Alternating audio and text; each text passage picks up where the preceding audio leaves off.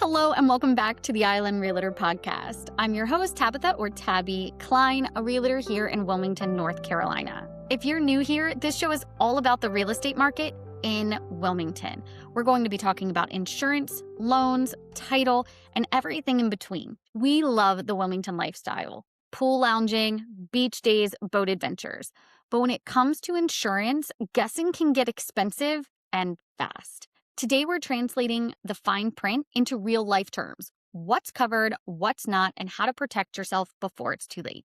I'm happy to be introducing my friend Tyler Beverage. He works for FinPoint Insurance, and he is here to be talking about some of the Wilmington-Specific insurance things that we run into all the time. So, hi, Tyler. How are you today? Hey, I'm doing well. Thanks for having me on. Yeah, looking forward to digging into it a little bit with you for sure. Absolutely. I'm so excited you're here.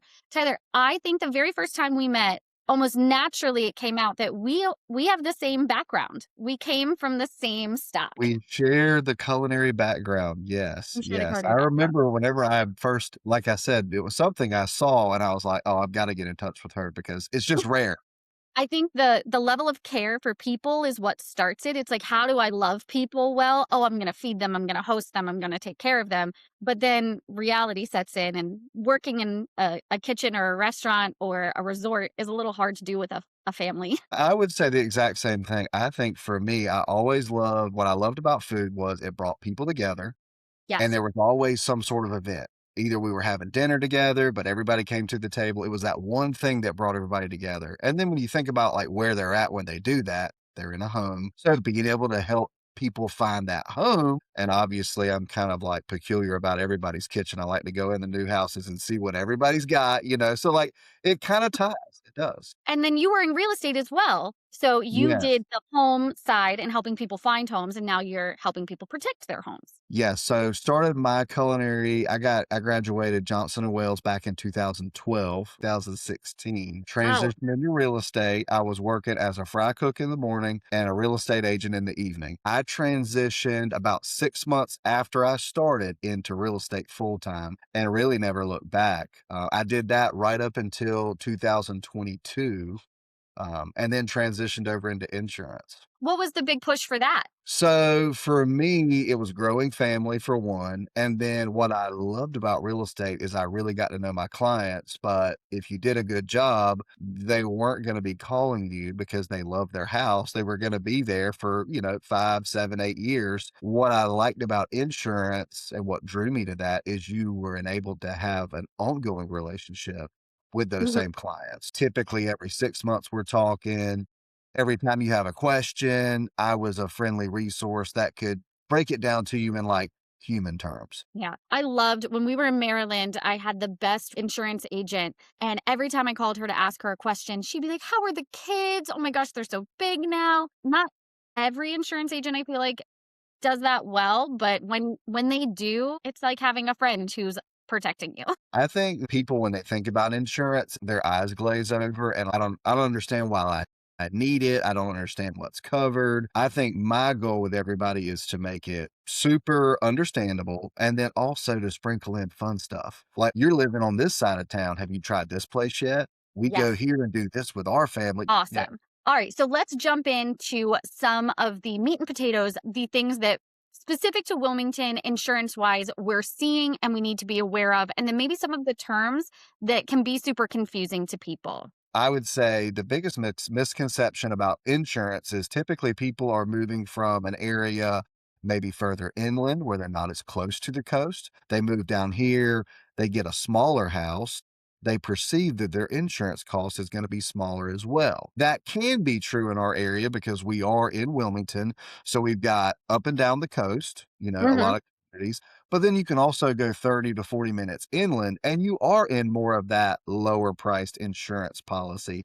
So distance to coast is paramount. If you're considering a move, distance to coast is something that you need to focus on, especially if you're going to be wanting to have the most efficient insurance policy. And then the other thing that I see is on everybody's mind is flood insurance. Yes. is this going to flood? I mean, I think the media does I don't know if it's necessarily a good job of, but they put it out there and you see the torrential floodwaters and you see the devastation. But a lot of times in our area, no one's house is built in a super high risk flood zone typically, but it is something to be conscious of. And that's an extra cost. That often gets overlooked. So now all of a sudden we're kind of scrambling. So I would say your distance to coast, your flood risk matters, and then having an agent that's going to plug you in with a contact who can make it super simple and explain it all before you ever go under contract is huge. I was thinking about this the other day. We have a house and we're very close to the water. Like when we tell people where we live, they're like, oh my gosh, you're a stone's throw from the beach. And I'm like, not really. I mean, there's houses that are way closer to the water. And there's some houses in our neighborhood that back up to marsh. And then my husband would ideally love to be on the water with a dock. And one of the things we keep thinking about is obviously a home cost would be more, but our insurance costs could be substantially more. So when you start talking about being waterfront with a dock, how does insurance kind of change with that? I would say each carrier is a little bit different. And the main thing that these carriers are looking at is, okay, how high is that risk above the floodplain? If the base flood Mhm. elevation X, how high are they above that? The other thing is going to be what's their house made of? Is it on stilts or pilings? Is it right on the slab? Is it on a crawl space? So those would be probably the main three that carriers are paying attention to. And then the biggest factor is how nice is the home? Typically, a house that's on the water is going to have nicer features, bigger windows, more decks, things to take in the views. Typically, the ones on the water are going to have a higher replacement cost because they're built better. There's more enjoyable living space. I would say that all those would be in a carrier's mind when they're looking at a risk. And yes, that one that's right on the water, they're going to see that as a more risky insurance proposition versus the house that sits back 2 or 3 rows. Yeah, I was talking the other day about king tide. We keep getting these notifications on our weather app. It's like extreme weather warning. I'm like, oh my gosh, what's going on today? Well, that doesn't affect me at my house, but it might affect my neighbors that back up to marsh. The king tide on the cycle where we've got, high tide coming in after a bunch of inland rain. We're Hmm. so close to the river in Wilmington. Some of your lower lying areas on those barrier islands may be more susceptible to that. Typically, I would say most houses, if they are susceptible, they will see it in their yard. It's typically not coming into their house. Okay. So maybe their decks, maybe their concrete patios, but they're not going to see it in their house with the king tide. But you never know too, because a lot of that's factored on which way the wind's blowing, wind pushes water, the high tide rises. So all those factors could make okay, well, this doesn't really flood, but then all of a sudden, wow, okay, it might. And it's nerve-wracking for Yeah. sure. We're up towards the Porter's Neck area, and I feel like the king tides don't really affect us as much as Carolina Beach or downtown near Front Street. So location obviously matters, and each little zone matters. I love the phrase, I don't know what I don't know. So when it comes to insurance and literally perfect world, I've got that beautiful dock in the backyard, Wrightsville Beach style with the pergola. Is that covered under my homeowners? So great question. With your homeowners, you've got a couple different coverage structures. You've got your basic structure, which is the house itself. That's everything in the house. If you turn the house upside down and shook it, everything that stays with the house is the structure. So porches, decks, solar panels, those are permanently fixed to the structure. All the stuff that's not, say it's a beautiful like fire pit, outdoor kitchen, we love those. That would fall under your other structures coverage. So yes, each homeowner's policy is pretty comprehensively going to allow for blanket coverage for everything on that property. What you may want to do is pay attention to the limits of coverage. There may Mm, be coverage for that outdoor pool and cabana and pool house, but it might not be sufficient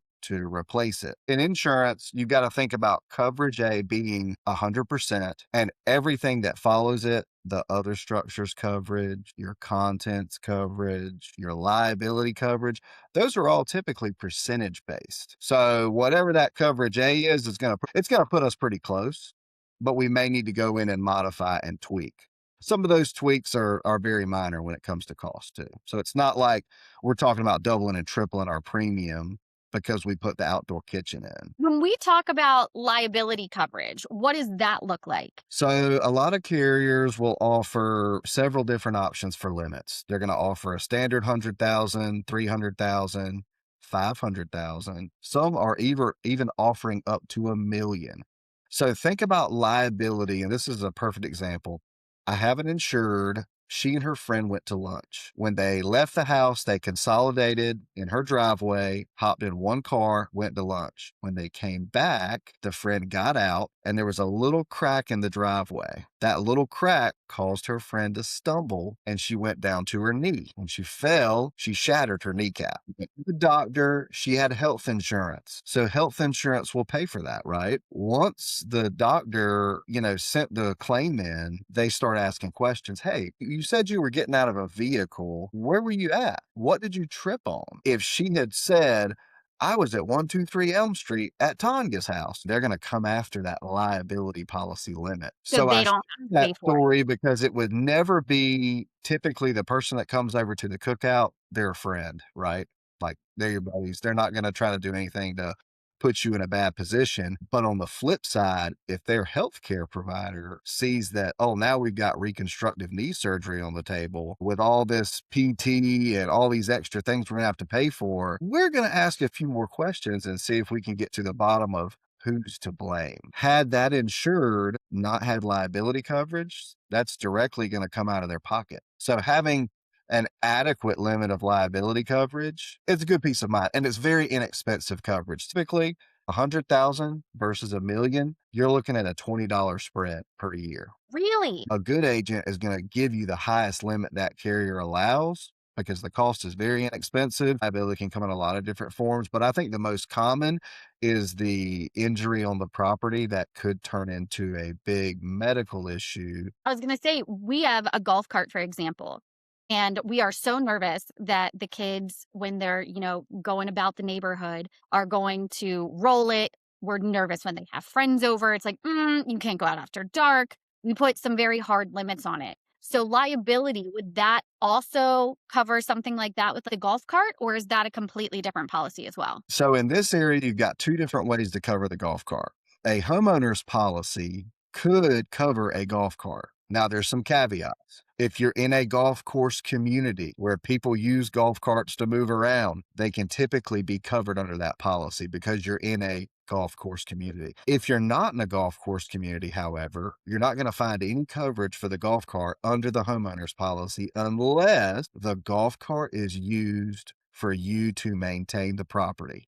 So think about the 5-acre horse farm. You use the golf cart to check the mail. You use the golf cart to move around stuff, plants and whatnot. If it's used to service the property, you can typically get physical damage coverage on the golf cart. Now, when we went down this path, we were talking about liability. That is not going to be covered under your homeowner's policy. In the scenario that you're talking about, we want liability coverage and we want physical damage coverage.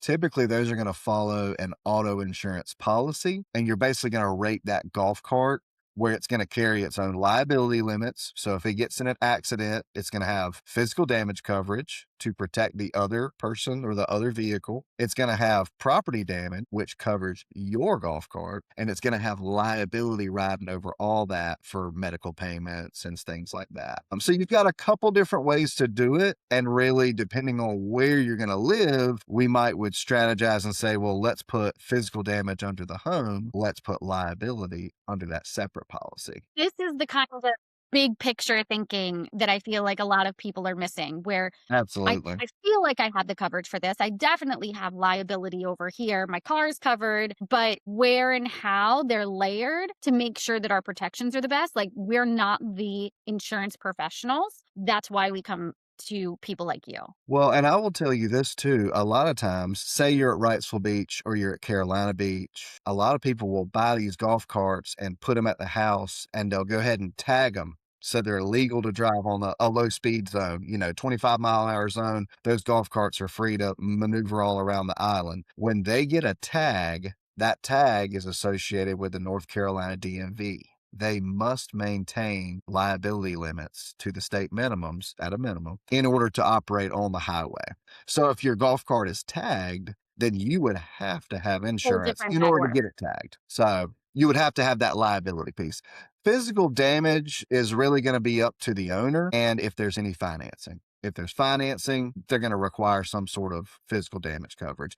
But if it's owned free and clear, not necessarily. It would kind of be up to you. What are you seeing right now with all of these e-bikes? Because I don't know about anywhere else in the world, but e-bikes here in Wilmington are huge. Are we running into issues where that's not covered, or is there something bigger picture that we should be thinking about that? So on the insurance front, we're not seeing a lot of those actually making it onto policies. And here's why. The reason that they're able to operate on the highway is because they're e-bikes, they're bikes and bicycles. Like if you and I want to go ride down to Carolina Beach and get ice cream and hop on our bike, we don't have to put a license plate on our bike. I would say that 90% of people out there have no sort of physical damage coverage on them, and they typically don't have any liability. But you make a great point. How many times do we see e-bikes zipping around the neighborhood and they're They're popping being driven wheelies and they're down driven the main by, street.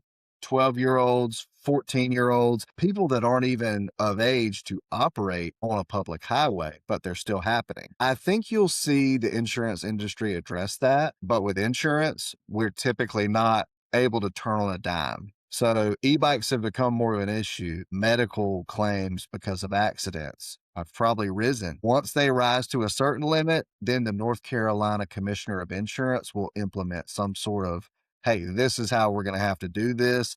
And it all gets baked into like policy form. So just like your car, just like your golf cart, eventually you would see an endorsement option. But as of right now, there isn't one. So the best coverage that you could find for something like that is typically going to be call the agent, have them talk to the underwriter and see if there's a way that you could get physical damage and liability on it. But as I'm aware, there's not like a standard, hey, I'm buying an e-bike for Christmas for my child. Let me put a policy on it just to make sure. Interesting. That's one of the bigger concerns that I have. Like my kids don't have one. My son has one of the one wheels where it's like, it almost looks like a skateboard, but it has a wheel in the center Yeah, of it. yeah, yeah. Those are cool. He crashed that the beginning of the summer and we ended up in urgent care. It was Well, now, and he was wearing Crocs because he's the worst. And it just like ground a hole in his foot. I see these kids popping wheelies, like booking it down our street. And all I can think of is, goodness gracious, I hope they have good insurance. I grew up in Pender County, so 30 minutes up I-40, and you're in the country, right? We grew up riding four-wheelers, dirt bikes. The UTV Rangers were just coming out back then, so you really didn't see a ton of those, but four-wheelers and dirt bikes were everywhere. Same kind of thing. Typically, there was no coverage on those unless they had like a physical damage policy. But what if the driver gets injured? Who's covering that? That's typically going to follow their health insurance. Last big bubble that I feel like we're missing when we're talking about insurance is the boating side of the world. Got a boat in my driveway, or I'm trailering my boat. I'm out on my boat on the water. Is there something that connects it to homeowners? How and where should we be looking for that insurance? So another one of those situations like we talked about with the golf cart.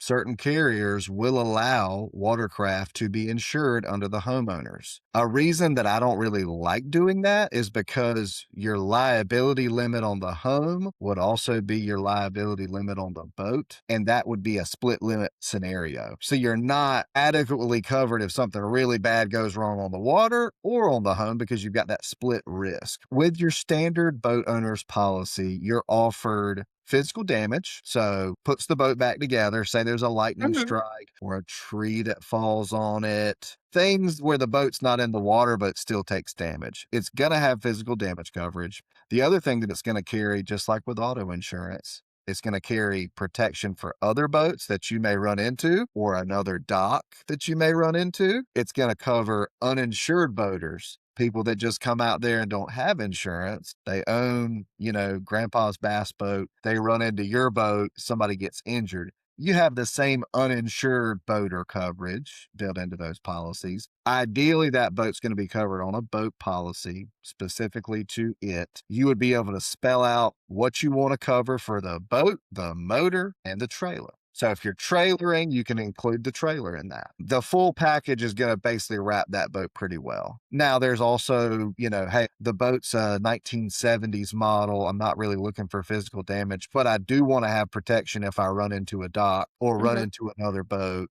Heaven forbid somebody gets hurt. I want to have coverage. So there are policies like that too, where, okay, we can just minimize the physical damage and we'll just stack most of the coverage as liability and property damage and stuff like that. Yeah, all I can see in my head right now is all the qualified captain videos of all of the Right.